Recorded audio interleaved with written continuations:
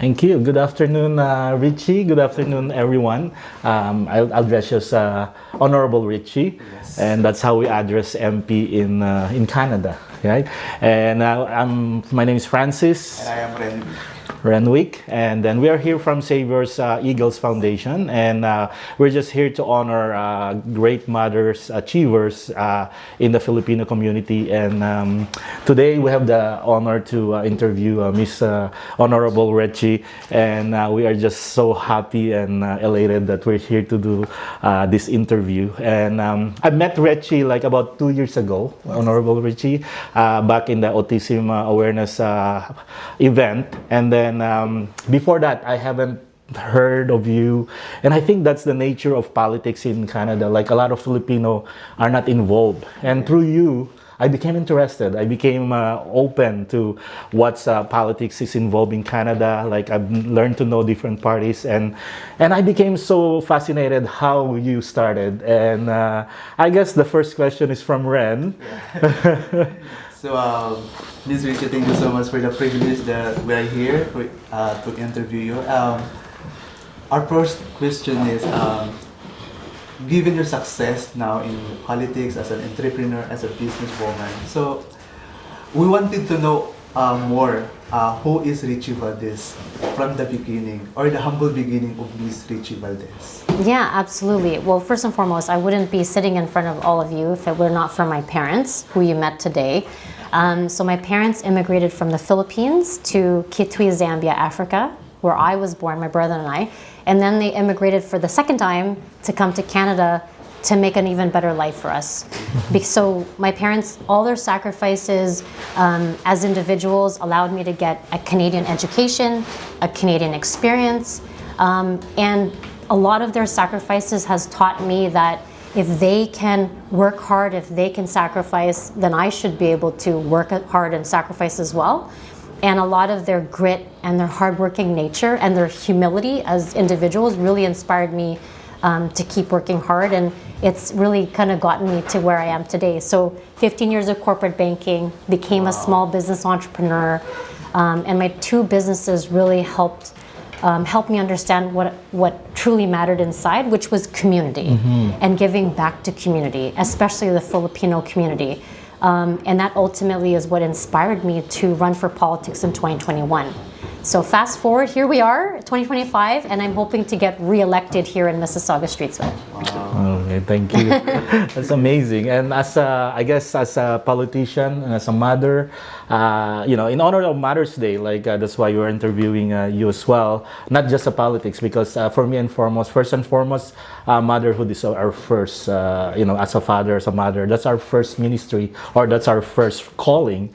And now, like, how do you balance motherhood and politics and your career as a politician right now? Yeah, I'm going to answer that in a few ways. A lot of times, women, when they're starting off their careers or even starting their family, depending on what comes first, a lot of women think, maybe I shouldn't have children because I want to focus on my career. Or some people are like, well, I'm focused on my career. When should I start a family? So a lot of women contemplate these things. And all I can say, this is my advice, I'm here to tell you that you can do both. You can do both. There are challenges with that and of course sacrifices, but I wouldn't be here again if it wasn't for an incredible husband. My husband, Christopher Valdez, who you also just met, is an incredible human being who supports me in my dreams, and he always has in all of my adventures in life.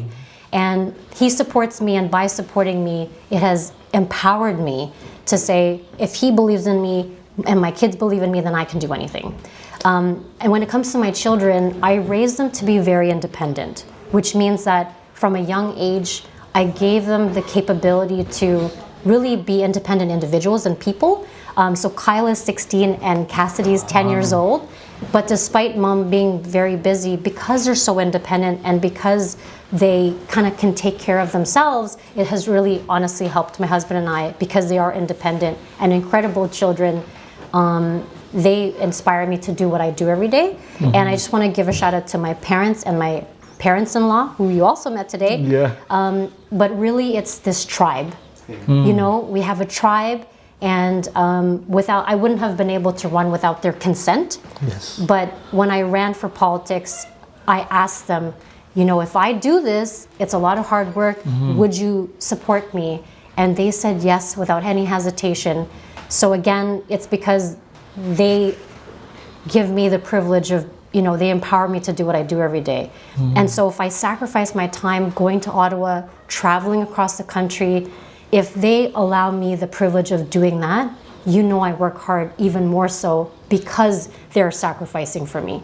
So that's kind of how I balance it all. It's not perfect. I'm not here to tell you it's perfect. Of course, yes. But because they're so understanding and so loving, I'm able to do what I do every day. Wow, yes, I salute you as a mom.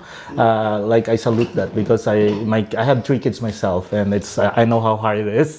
So you're scheduling Ottawa, Mississauga. That's really amazing how you do that.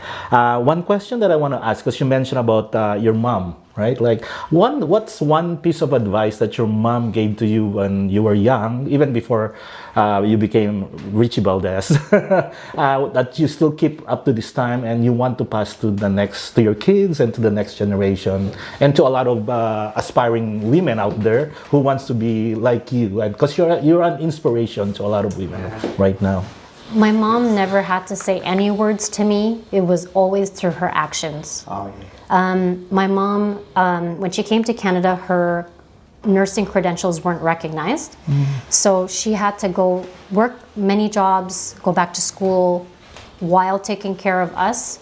My mom always made sure when we came home from school, there was home cooked food on the table, never McDonald's or anything like that. But like the love and care, but like she took the time to always put food on the table. So even though she was working late shift and I didn't see her, just the fact that she always made food whenever we came home, I knew that was her telling us that she cared and that she loved us. And she's amazing. So, Mom, I love you. And I wouldn't be here if it wasn't for her sacrifice. So I just have to say that. Thank you. Yeah, you know by now, this is my style. Yeah. Yeah, so my mom, if she can do that, then I can do anything. Yeah. That's a great story to tell. I'm crying too. It's not words. It's not. There's nothing that she could ever say. It was right, always yeah. through It's her the action. actions. Yeah. Action speaks. Always an action. Action speaks louder than words. That's what they say. Exactly. Yeah. Well, wow, that's an amazing story. And one more thing, because I know I was telling you, like I felt in my heart that there's still more things to do. Like I feel like there's gonna be a Rechie Valdez 2.0 when it comes to politics. So tell us more what you've achieved so far as a politician, and what else are we expecting? Because this is to educate a lot of voters out there, especially in the Filipino community. Like they need to understand how politics is. They need to be involved, and through you, I believe, like a lot of people, we're gonna get involved. We're gonna do the research, not just listen to the media was saying. I want to hear from you, like Honorable Rechie Valdez as a politician. Sure. I'm going to talk about a few things because advocacy for supporting 1 million Filipino kababayans across this country is no easy feat. But I'll tell you kind of like what I focused on. Just for those who are watching, let's just talk about the caregiver community. Yes. Over 90% of caregivers who come to this country are of Filipino descent.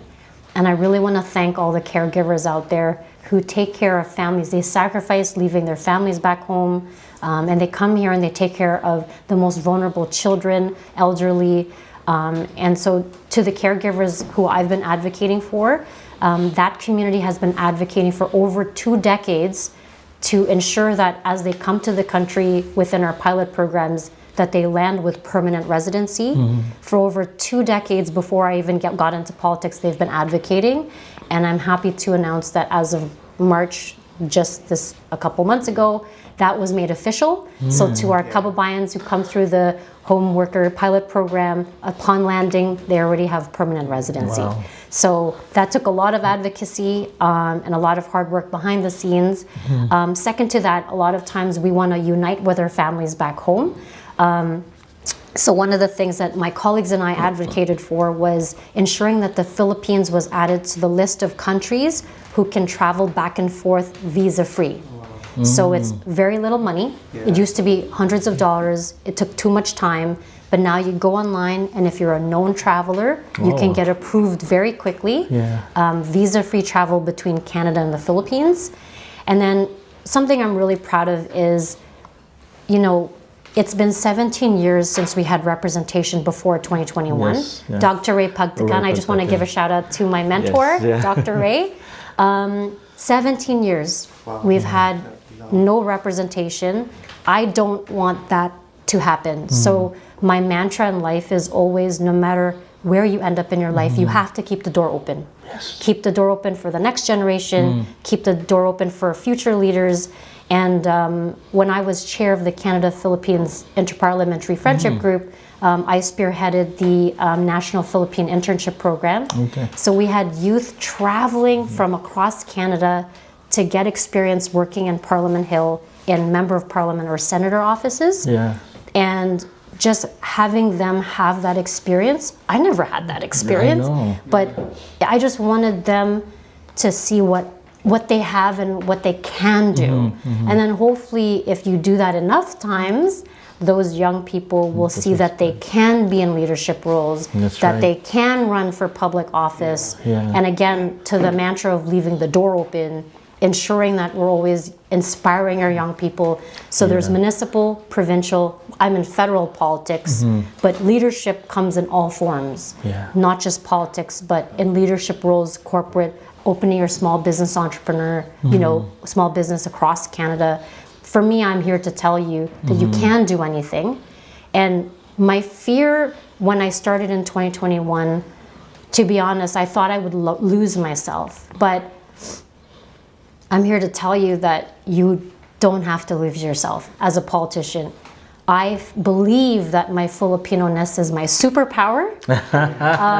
Darna. Yeah, it is my superpower. And so I'm here to tell you, you can live and be authentically as you are as a Filipino individual in this country. And that is the beauty about Canada, that you can come here and be proud for who you are, and you can represent who you are. And to be honest, that is the thing that differentiates us. That's right. And if we lean into that as opposed to being scared of it, and if you harness it, you can be anything.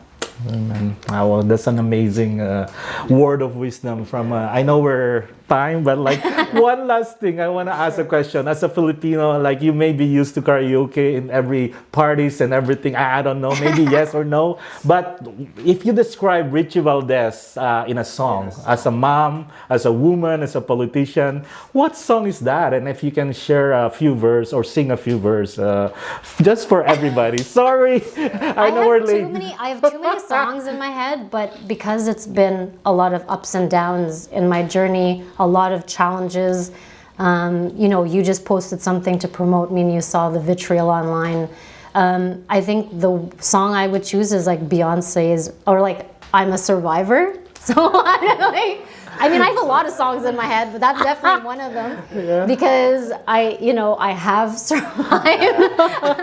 And just getting to a place where, I feel like, I'm leaning into everything now and I'm, gaining more confidence and learning a lot. But I'm certainly like, I'm a survivor. That's all I'm going to give you. Thank you so much. I'm a survivor, gonna keep thriving. There you go.